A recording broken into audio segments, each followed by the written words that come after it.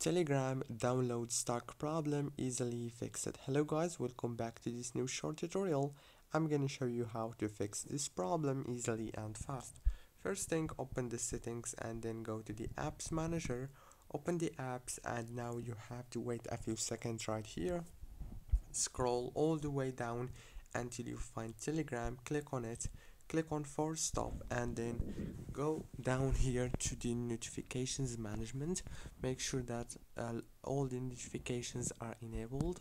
Go back, click on data usage and then you have to make sure that all those options are enabled, disable them and enable them back again, and then go to the storage and click on clear cache, and then you have to go back into the settings of your phone and open the wireless and networks page and enable the airplane mode and disable it again.